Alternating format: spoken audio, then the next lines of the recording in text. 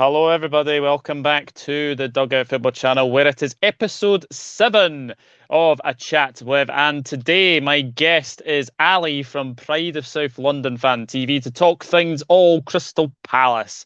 How you doing, Ali? Yeah, good, mate. It's been a good summer.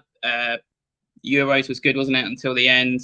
Bit of Love Island, and now we've coupled up with Patrick Vieira. So it's an interesting summer for Crystal Palace fans, definitely. It is indeed. My first question, as I always ask, is what are your upcoming thoughts on the season ahead? Well, I mean, that's changed dramatically in the last week with the two signings that we've made in Michael Olise and Mark Guéhi.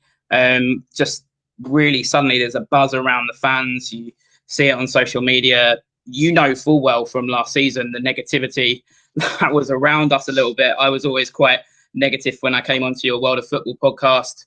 Even though we had a deep respect for Roy, the style of football had just regressed and we all felt it was time for a change. And suddenly we're bringing in these young, exciting players. And for the first time in about a year and a half, it feels exciting to be a Palace fan again. Yeah, absolutely. Just on Patrick Vieira, what are your thoughts of him as new manager? Because I'll be honest, it came completely out of nowhere. I'm indifferent. I am now getting excited, but I'm trying to keep my feet on the ground. I'm indifferent about it because I don't think you can be negative about it because I don't think there's enough to be negative about. I don't think I can be overwhelmingly positive about it because I don't think there's enough on his managerial career to be positive about. What I would say is he definitely interviewed well because the sound bites I get is that we interviewed quite a few. One of the sound bites is that Lampard didn't interview well, or that Lampard didn't want the job in the end. But he definitely interviewed well. And Dougie Freedman, there was a documentary recently on Amazon, When Eagles Dare. It's a really good documentary. Everyone should watch it. Dougie Freedman, when he became our manager, looked at people like Eddie Howe coming in for interviews and felt that he could do the better job. He would have had a say in who our manager was. And I think Vieira, with his time at the Man City Academy, would fit in well with what we're trying to do. We've got a very good under-18 and 21s team that did very, very well last season. Young players coming through like Raksuki, Omelabu, Reece Hanamo, I think are names you're going to be hearing this season. So his time at Man City, working in the academy there, I think fits in well with our philosophy. He did well at New York City, but no disrespect to the MLS, doesn't transfer to the Premier League. And then at Nice, it was very, very much mixed. A good few seasons, but he had a bit of turmoil in there that his sporting director left, which he wasn't happy about, then came back.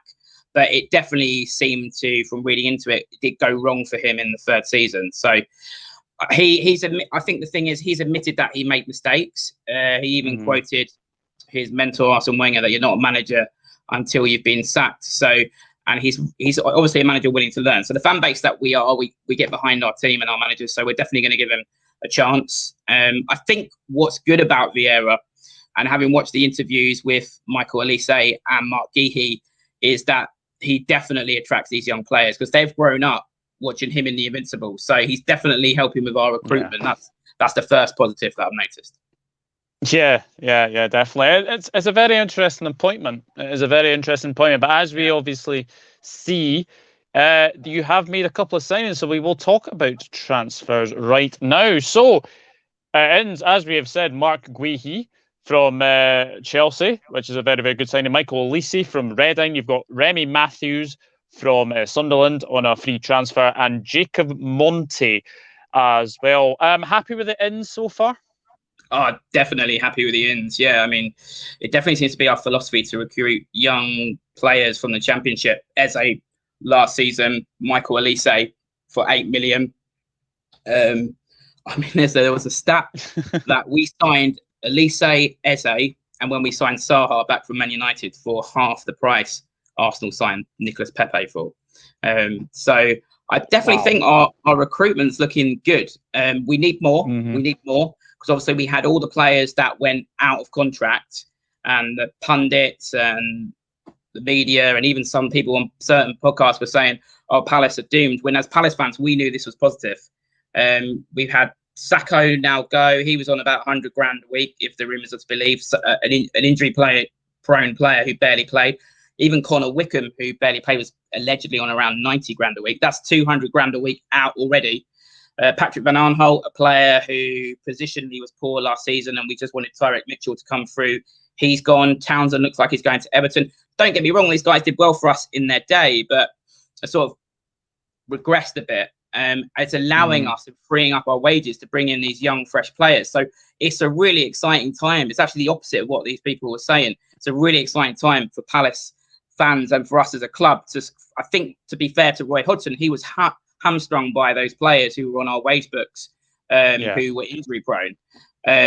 But we do need more. The rumours are we're looking at Lookman, which would be a good signing.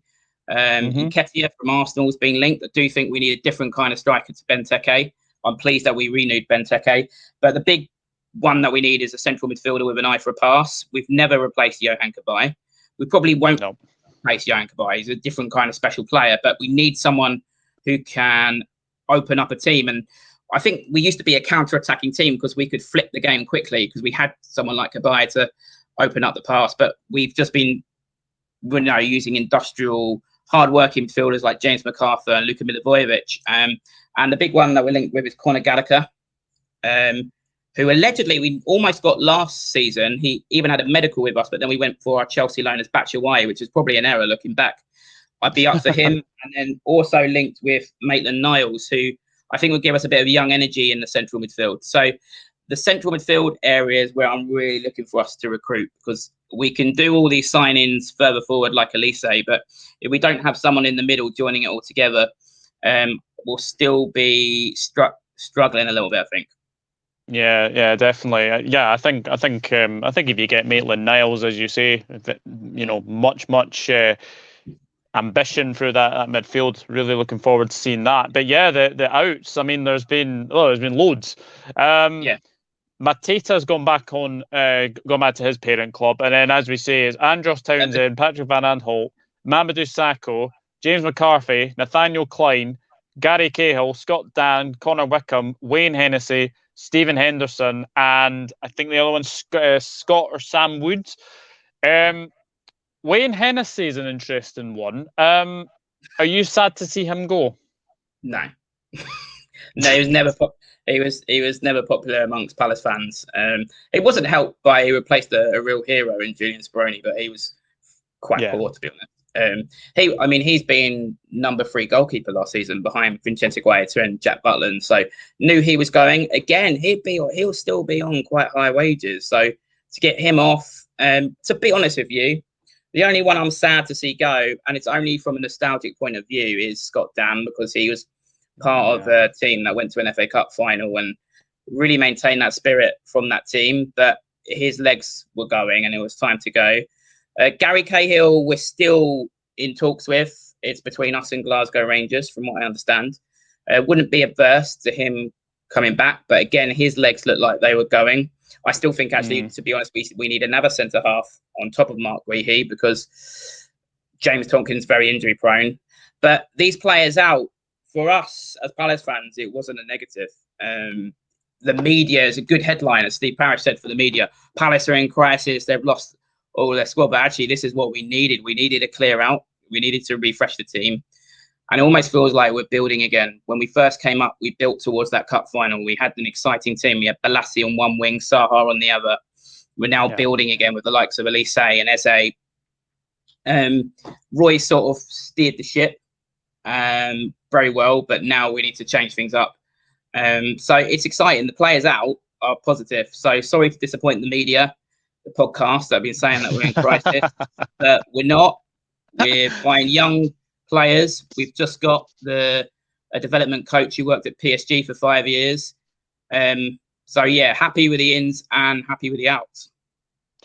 Now, do you see any other transfer activity out? Because obviously the biggest question, I think, every season coming around is, will you keep Wilfried Zaha? Honestly, I haven't seen any transfer activity for him this summer, so I would imagine he's staying. You never know. Every summer you sort of steel yourself for it. I think the problem for Zaha now is he's 28, and the bigger clubs kind of want to recruit between the 20 to 25 age group to get more value for money. But you get to the end of the window and someone hasn't got a target, and you look at Wilfried Zaha, who got 11 goals in the Premier League last season for one of the most defensive teams in Europe. Someone might come and have a look. It's such a difficult one as a Palace fan because obviously I want him to stay. I'd love to see him be part of this new era that we're building.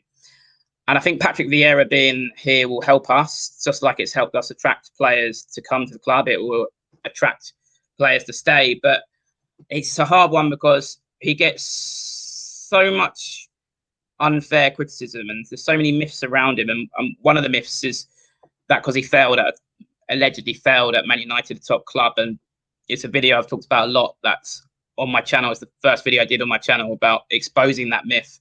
About him being a flop because it really was not his fault. If you want to watch that video, I won't go into it. Watch it because I just love him to go to one of these top clubs and just ram it down everyone's throats because I think he's capable of doing it. At the same time, you'd be heartbroken to lose him. I think it's 50-50, 60-40 either way. It's a flip of a coin. He does want to go, and you can't blame him. He's 28. And he is capable of playing at a higher level, and time's running out for him now. But hopefully these signings are exciting him. Apparently he was an Arsenal fan when he was growing up, so Patrick Vieira will be a big one for him. And you'd rather play for Patrick Vieira than Mikel Arteta, wouldn't you? So yeah, absolutely. Look, I think we have to say that Zaha for me, he just doesn't strike me as a player who will go this summer. We've still got 4 or 5 weeks of the window left. Something could still be done in that time, but even then, I wouldn't be too surprised if he stays across the path. As far as Eze is concerned, do you know anything when he could be back? Because I have to say, when you signed Eze, I was very excited because I remember watching him in the championship for QPR, and what a player he's turned out to be. He's actually been a very, very good signing for Palace so far. Yeah. I mean, it's just the gutting thing at the end of the season that he got that injury. And I don't know if many people know this, but Andros Townsend came out and said it on TalkSport, he'd been called up for the provisional England camp.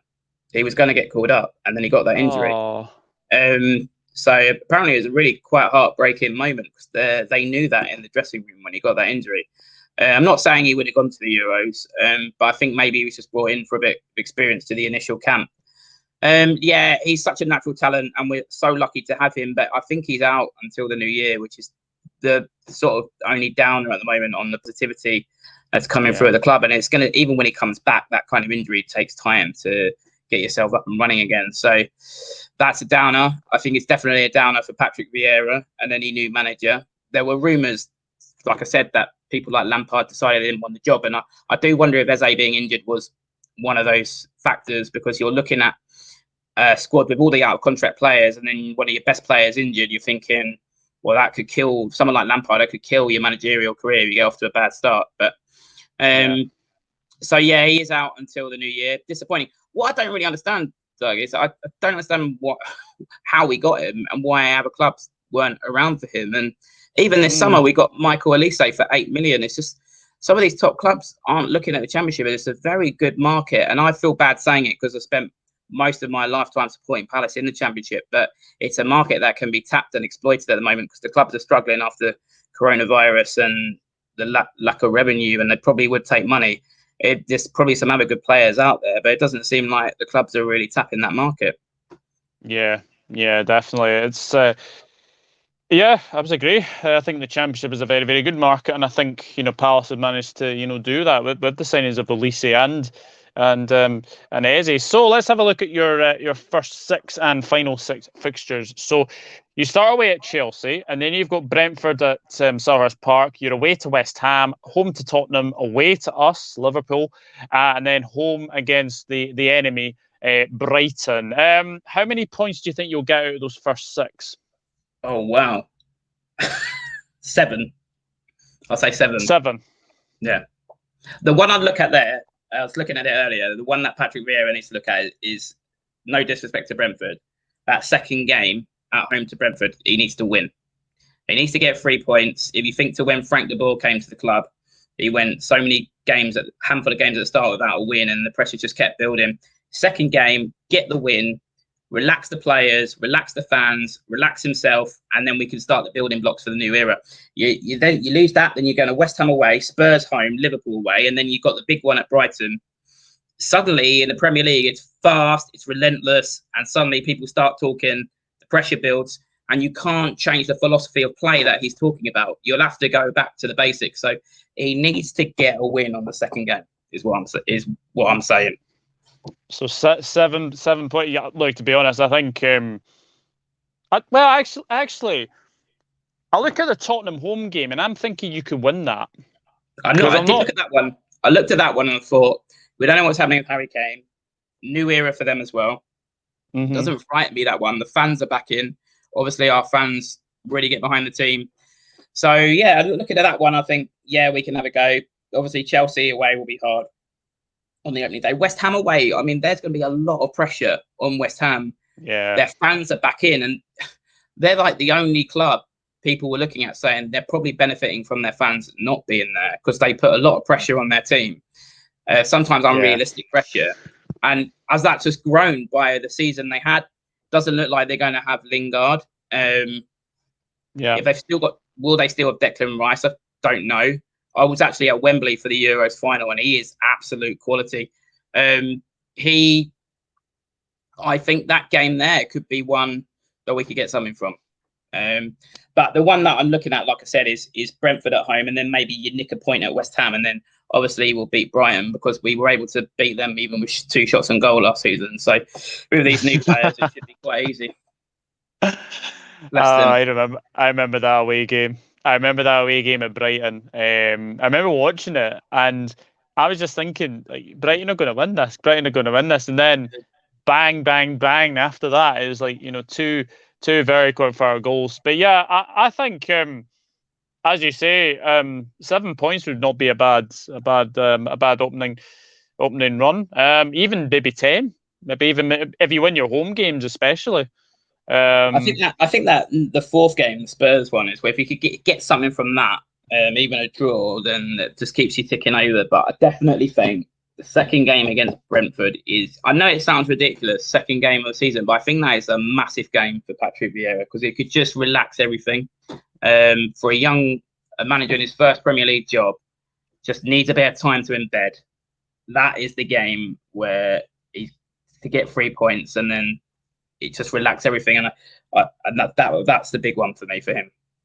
Yeah, definitely. So we're going to your final 6 now, and I was looking at this, and it's quite tough. It's quite tough. So you've got Everton away, Leeds United at home, Southampton away, Watford at home, Aston Villa away, and then Manchester United to finish the season. So by then, where would you be hoping to finish in the league? Hopefully in the Champions League spot. No, I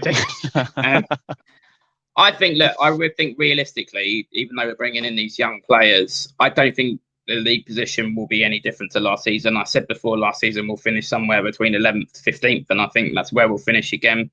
We've got young players to embed. We've got Eze out until the new year. You never know what's going to happen with the Zaha saga and a manager embedding into the Premier League. But I think that's ultimately would be a good season because Vieira needs to get his building blocks in place. He did it at Nice. He finished 7th and then finished 5th and qualified for the Europa League in the second season. Just not talk about the third season there. But I think it's just embedding these players, changing the philosophy. He said that he wants to put us more on the front foot, but also keep that strong mentality of ours. That's easier said than done. He needs time. I don't see amazing things happening, but I do see an improvement in the style of play, which is much needed because, as you know, it was really doing my head in last season. So for Palace fans' sanity, we needed that change. Where I look, though, is the cups, because when you're a team who are below the top 6, your excitement really comes from the cups. Can you go on a cup run? And when we went on the cup run with Pardew a few years back, that was just brilliant. And that's the best thing about being a fan of a club who predominantly through my life have been in the Championship. Suddenly you're like, actually, we could go far in the cups. And going to Wembley for the semis and the finals with my dad and my brother was just two of the best days. So I hope we can do that again. That was where I was done with Hodgson in January when we went out in the third round of the FA Cup to Wolves. We didn't even have a shot on target. I was like, I'm absolutely done now, because where is any semblance of excitement in the season? So can we have a go at the Cups? I'm not saying we're going to win it or anything like that, but can we go a bit deeper and have a bit more of a go? That's where I'd be looking for a bit of progress in terms of the season. Yeah, definitely. I think with that cup run under Pardew, I like that was a very good cup run. So you'll be hoping to get better in the cup. So successful season would be obviously. Actually, I will ask you this: you're not worried about being in a relegation battle next season? No. I think we were saying before we came on that it's going to be a harder year. That it's not going to be as an obvious bottom three. I think Watford, if they can stop crying about Wilfried Zaha through the season, will do okay. They will. I don't think they'll go down. Brentford is an interesting one. Because who knows? But they I think I'm more optimistic for them than some of the teams that came up last season. And then Norwich. Well, Daniel Farke has probably learnt from this first season, but then they've sold their best player to Villa. So, but I don't think it will be as an obvious bottom three. But that said, the two signings we've made over the last week in Michael Elise and Mark Guehi, I think we'll be all right. I think we'll be all right. I think we'll have enough. We've got enough. We've got a good goalkeeper in Vincent Guaita. We've renewed Benteke. Yeah. We might flirt with relegation for a bit, but I don't think we'll ever be properly in it. You always get out of it. You always go on a wee run of like either wins or like 2-3 wins, and that just gets you up the table and gets you away from that relegation zone. I mean, to be honest, last season I don't know how Roy did it. Like, we were so bad, but we never ever were in danger. So I'm not even. This is a bit of a myth around us that some people, fans, sometimes say, "Oh, Palace always fight." Not really fought relegation since the first season we came up. But Tony Pulis then pulled us up to like 11th, 12th. We've never really, since we've been in, finished below 15th. So I'm not worried about relegation, to be honest. It is the unknown quantity of Patrick Vieira. Obviously, it could go terribly wrong. But then, knowing Parish, he will act quickly if it is. And you got Sam Allardyce, Tony Pulis, and Roy Hodgson without jobs. So we need a safe pair of hands if this big gamble doesn't pay off. There'll be someone in January to take a big pay packet to keep us up. So I think we'll be all right.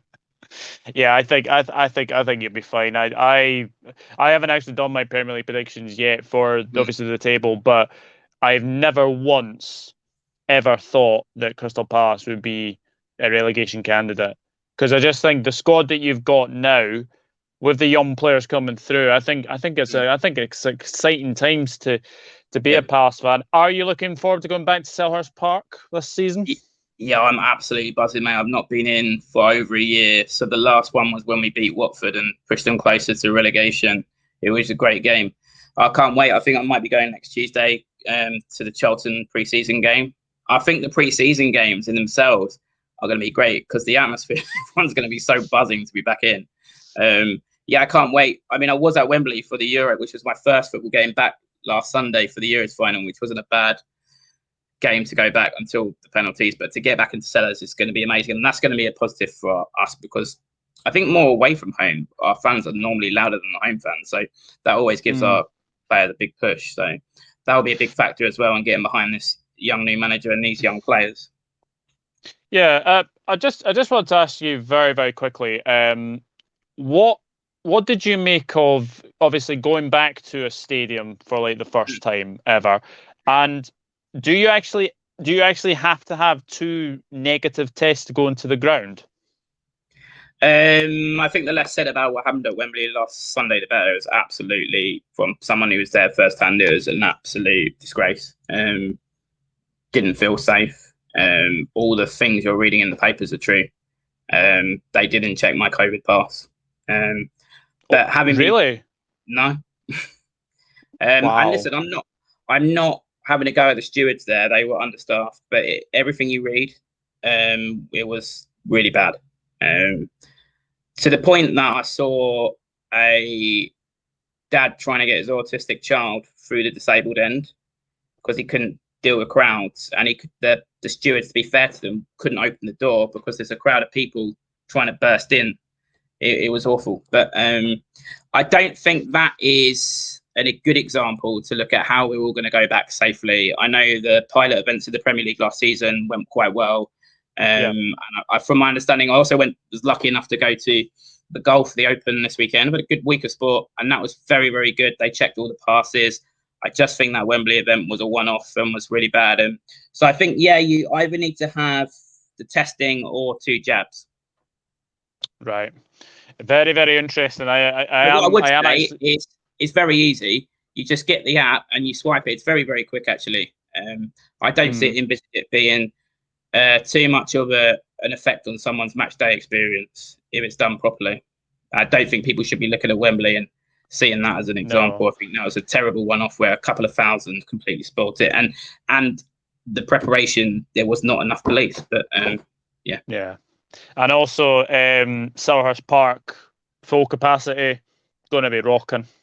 Yeah, it's going to be brilliant, mate. I've got a season ticket actually, first season ticket in quite a few years, so I'm excited about that. So yeah, it's going to be really, really good.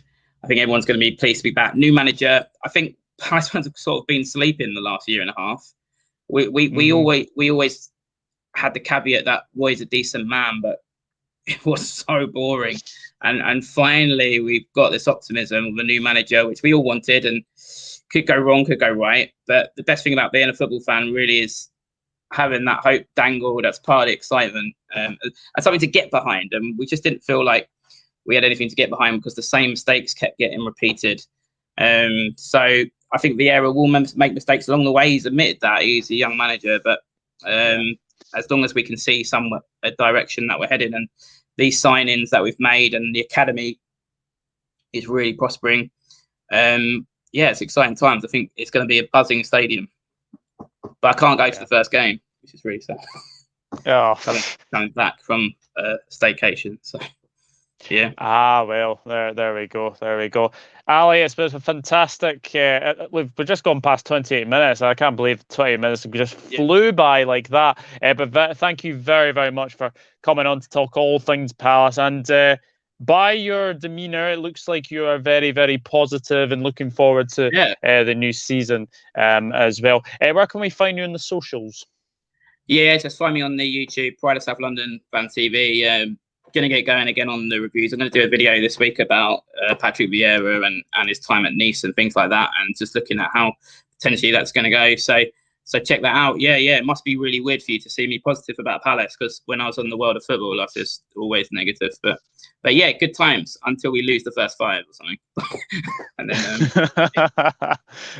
don't clip that. yeah. I won't clip that. But yeah, guys, let us know what you thought about Palace's chances. Palace fans, get in touch as well. We'd love to hear from you as well. But Ali is very, very positive about going into this season, and I'm pretty sure it's going to be an exciting season for the Palace fans as well. But until then, it is goodbye from both of us, and we'll be back for another episode very, very soon. Take care. Bye-bye for now.